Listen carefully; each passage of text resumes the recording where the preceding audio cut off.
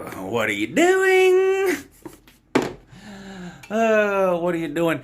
It feels a little strange to put Texas on the your season is over list. Look, 99% of college football fans and human beings, really, on planet Earth, did not think this would be a close game. If anybody says they knew it was going to be a close game, I want to see visual proof of that. I'd have to see a comment left before the game or something. Most people thought this was going to be a complete blowout by Alabama over the Shorthorn, and it wasn't. It was a great game. Well, it was a great game in terms of the score. Well, 20-19, whatever it was, Alabama kicks the field goal at the end to win it. It really wasn't a great game to watch, though. Sloppy. Well, the other question I have is, should Texas be on the your season is over list, or should it be the Gumpers? Because correct me if I'm wrong here, didn't Texas have an injury in this game? Pretty sure they did. And according to Greenbow logic, if you have an injury during a game and you lose, it's not really a loss. This is what I've been hearing for 8 months. Anyway, of course it is a loss for Texas. And obviously Texas season is not over. This is one loss. And this would be considered a quote-unquote good loss at the end of the year, should Texas be 11-1 or maybe then 12-1, with a Big 12 title. I don't think anyone thinks that's going to happen with Texas. I hate to say this about games, but sometimes it's just true. And Alabama, to me, this feels more like what's wrong with Alabama than it does Texas lost. Right? And that's normally what we like to do on these videos, is laugh at the team that loses. It's kind of hard to laugh at Texas after this loss. And look, it pains me to say that. I've been reveling in the Shorthorn misery for years. People keep asking, why is it upside down? I've told you a million times. Even if Texas would have beat Bama, that helmet would have stayed upside down. The Texas helmet is not going right side up until they beat Kansas. They lost to Kansas last year, of course, in humiliating fashion. Well, all of Texas's losses last year were in humiliating fashion. They were winning at halftime and then found a way to lose games in the second half. So, yeah, beat Kansas. Doesn't matter what your record is. What are you, 1-1 now? You can go 2-10 as long as that second win is over Kansas. I'll flip the Longhorn helmet back right side up for you there. Quinn Ewers did go down early in this game. It was a Hudson Card came in. Not really able to get much going offensively, at least in terms of point output. But the same can be said for Bama. And again, it goes back to Bama. What is wrong with Alabama? There's two possibilities, I guess. One possibility is, three possibilities. The first possibility is that Alabama just ain't worth the shit in the state of Texas. They go to Texas A&M last year as a 17, 18, 19, 20-point favorite, whatever it was, and got beat. They go into this game a 3-touchdown favorite against Texas and nearly got beat and probably should have got beat. And yes, I'll talk about the safety that wasn't a safety. We'll talk about that, although I am not a blame the referees guy. I'll just go ahead and tell you that now, but I will get to that in a second. So one possibility is that Bama just is allergic to the state of Texas. The second possibility is Bama just had an off day. And this happens from time to time. Let's be real. We've seen a lot of Alabama national title teams struggle once or twice during the season. And let's give Bama some credit here, okay? There are a lot of teams in college football that seem to find ways to lose close games, right? Not Bama. Bama seems to find ways to win close games. And that's a positive attribute. That's a culture of winning, right? I hate to bring Tennessee up. Well, that's a lie. I love to bring Tennessee up. Tennessee for 10 years has been finding ways to lose games. Go back to just last year for Tennessee. Should have beat Pitt. Probably should have beat Ole Miss. Definitely should have won the bowl game. And you can point to one thing or another. The older refs did this. Fake, whatever. Point is, those are winnable games for Tennessee. And in the fourth quarter, Tennessee's one of those teams. You see this with losing teams, right? It's a confidence issue. The game gets close to the end. They oh my God, here we go again. We're going to blow it. And they blow it. With Alabama, it's the opposite. They seem to find a way to win these close games the majority of the time. So that's another way to look at it. This is just an off day for Bama. Very uncharacteristic game for Bama. Penalties. I don't want to. Will Anderson's not the best player in college football. Let's just throw that out there right now as a fact. Could he become the best player in college football by the end of the year? Yes. Can you make the argument he was the best player in college football last year? Yes. Is he the best player in college football so far in 2022? No, he ain't in the top 20 right now. How many penalties does this guy have? Offside. Look, one of the most hard to understand penalties to me in all of college football is offsides on the defensive line. You're literally, even if you're playing on the outside, you're literally right there looking down the line of scrimmage at the ball.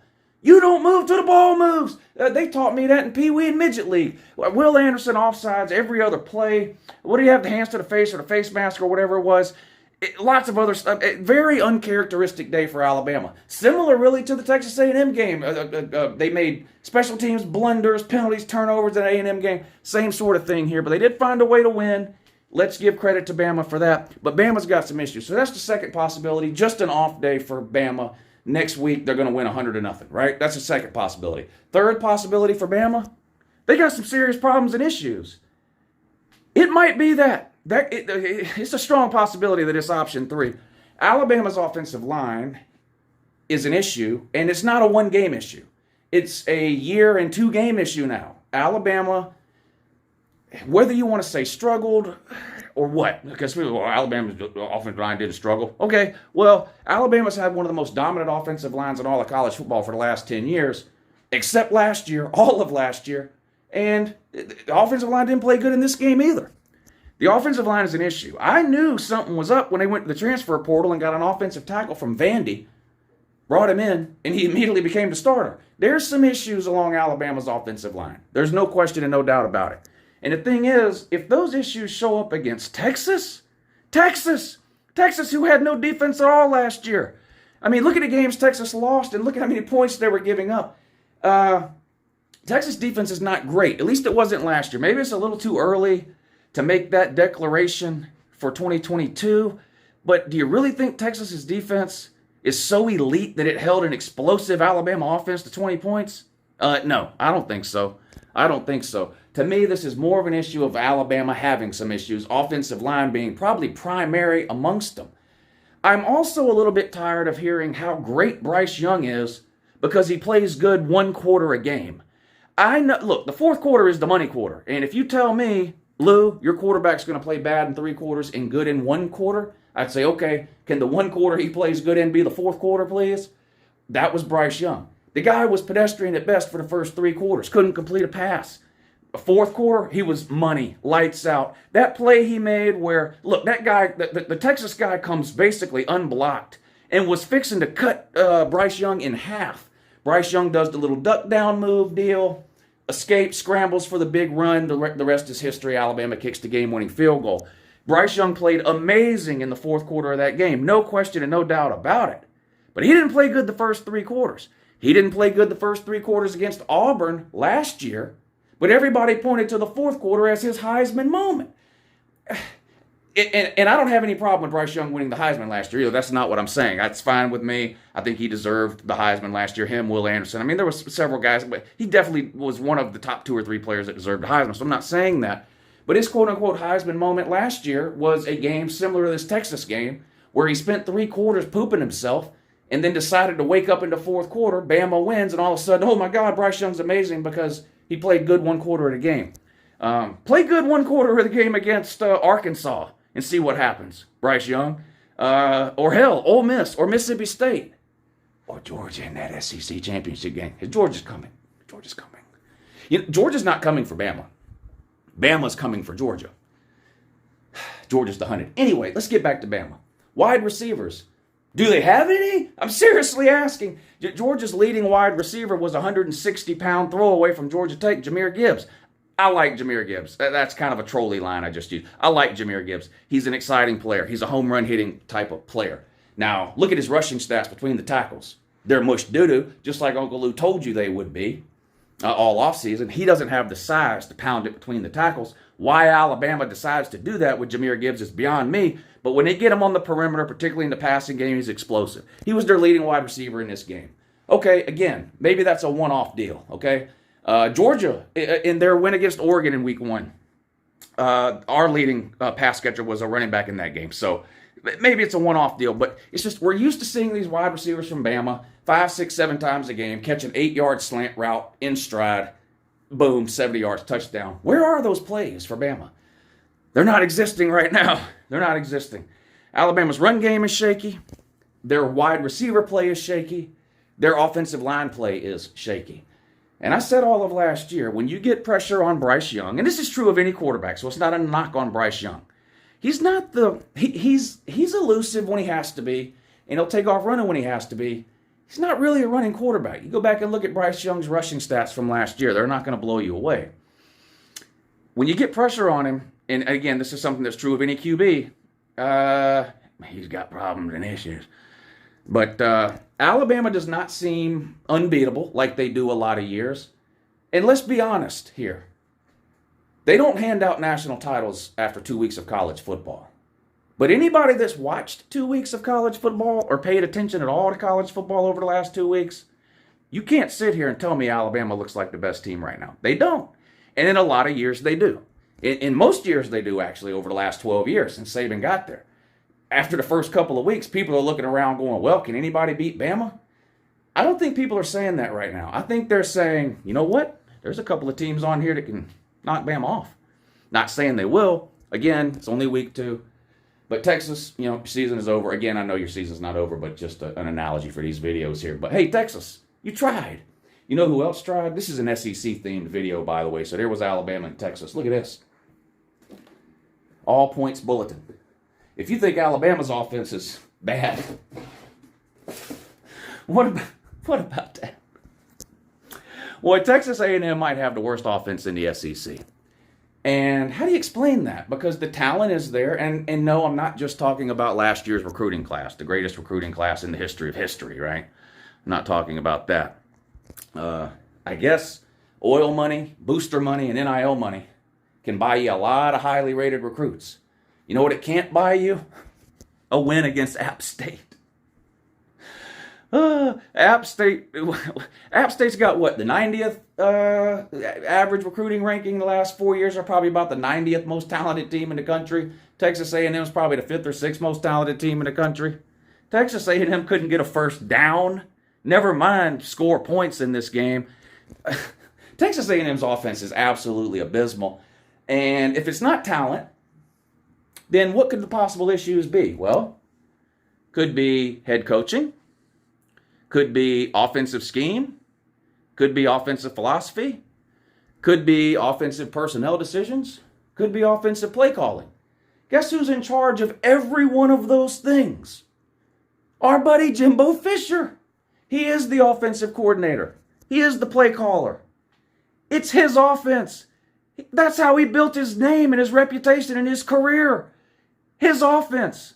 Well, his offense is doo-doo. This ain't 2013. And Haynes King ain't Jameson Winston. The breaking news there. What is Haynes King doing? 2 years in a row, Jimbo Fisher has looked you dead in the eye and told you Haynes King was the best quarterback on that team. Now, last year, we never really got to figure out if that was true or not because he got injured in week 2 against Colorado. But we've seen him play a couple of games this year, and Uncle Lou ain't impressed. I'll tell you that right now. Not impressed at all. Might be time to make a change at QB, but is it really going to matter if Jimbo keeps running this? First of all, it's like the most complicated offense in the history of mankind. And look, I'm not an X's and O's guy. I'm not an analytics guy. I'm not even really an analyst. I'm a fanalist. I watch games and I develop opinions on teams, players, and coaches based off just watching the games. But everybody says the same thing about Jimbo Fisher. He's the most demanding coach in all of college football when it comes to his quarterback. His offensive playbook, scheme, and philosophy is one of the most complicated in all of football. Well, maybe it's time to uncomplicate that a little bit, get into modern times, spread this thing out, start getting the ball to some of your playmakers, and let these talented players on A&M make some plays. Jimbo's hard-headed and stubborn. Look, he's probably going to start Haynes King again this weekend. If he doesn't, it's going to be because the boosters got to him.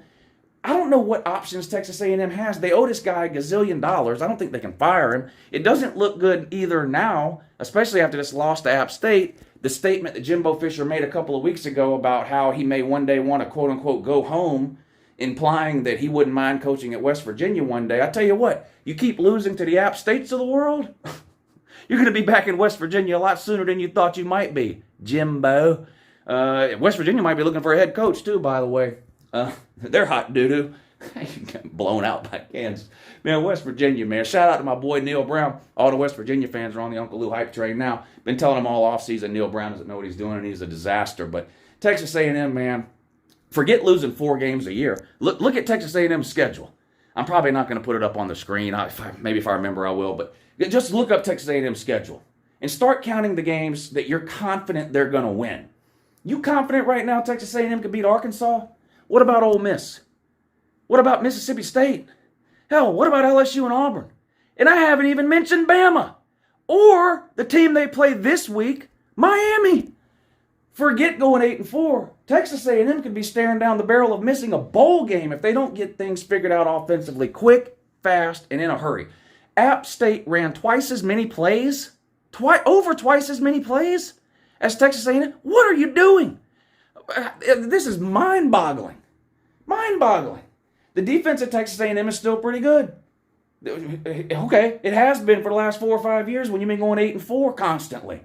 Oh, but Lou, in COVID, yeah, great. You lost 1 or 2 games in the COVID year. Woo! Whippity whip. What'd that get you? Nothing. Not even a division title. I don't know. Paying Jimbo Fisher money to win 11 and 12 plus games a year and settling for 8-4 seems like an exercise of futility. But Texas A&M, your season is over. Your season is over. Texas A&M's goal is to win the division. That's not happening. I can tell you that right now. I don't think Jimbo Fisher is willing to make the changes necessary. And even if he was willing to make the changes necessary, and I'm not necessarily talking about personnel, more so scheme and philosophy, I'm not sure if that can be changed mid-season. When you spend all spring, all summer, and all fall practicing a certain offensive style, I don't know how easy it is to change that mid-season. It might be time for Jimbo to bite the bullet, hire a real offensive coordinator. You know what Jimbo Fisher's turning into? He's turning into Gus Malzahn at Auburn, minus the division titles. At least Gus Malzahn was winning a couple of division titles every 5 years or whatever it was. Jimbo can't even get that done. But Gus Malzahn thought he was a genius, call his own plays. Auburn would crap to bed one year. The administration would force him to hire an offensive coordinator. He'd do it. Auburn crap to bed again. Gus would fire the offensive coordinator. Then he'd go back to calling plays. Rinse, repeat. That's what's going to end up happening to Jimbo Fisher. Texas A&M right now, this year, to me, probably the most disappointing team with that performance to App State. There's just no excuse with the talent level on that team that Texas A&M should be losing to App State. Shout out to App State, though. Huge win for App State. Huge win. Shout out to the entire, what is it? What's that conference? Why am I drawing them? Is it the Sun Belt? Not Sun Belt, Billy.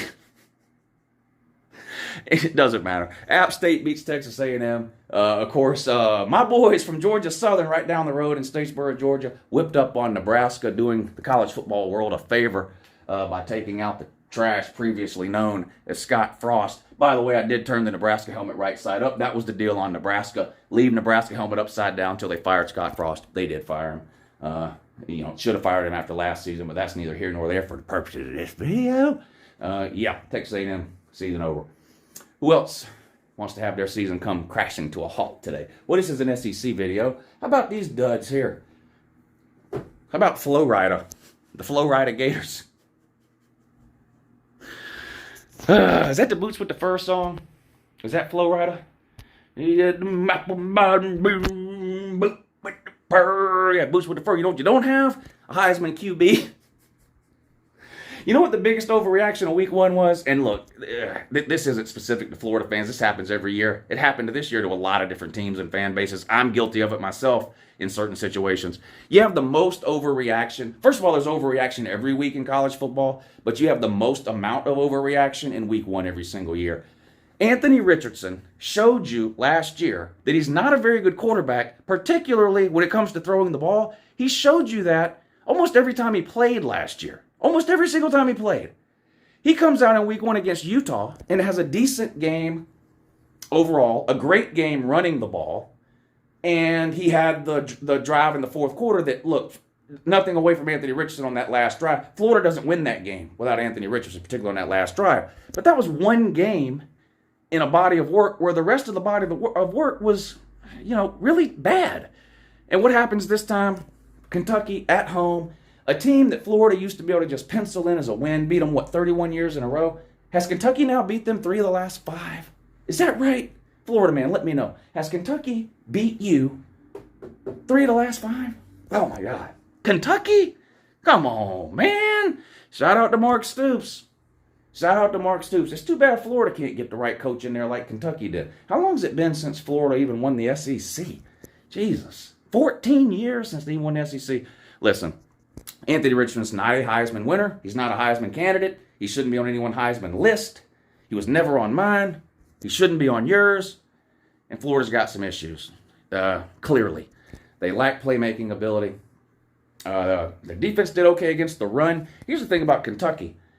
They're starting to find ways to win these games, even when things aren't really working. Like, they couldn't really run the ball. I know they're still missing Chris Rodriguez, but you just got these teams. It's weird. You have certain teams in college football that seem to find a way to win, and then you got certain teams in college football that seem to find a way to lose, and it seems to be the same teams over and over again. Nebraska, been finding a way to lose since the iPhone was invented.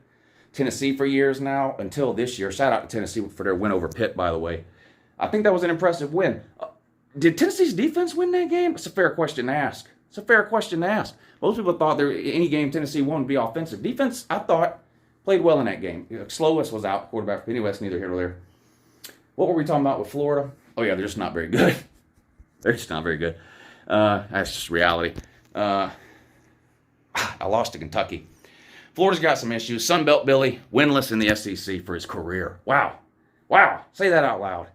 Sunbelt Billy, winless for his career in the SEC. You can't get one SEC win, Billy. Come on. You were my boy, Sunbelt Billy. You got to play at Tennessee in 2 weeks? Woo. Can you imagine Sunbelt Billy starting 0-2 in the SEC?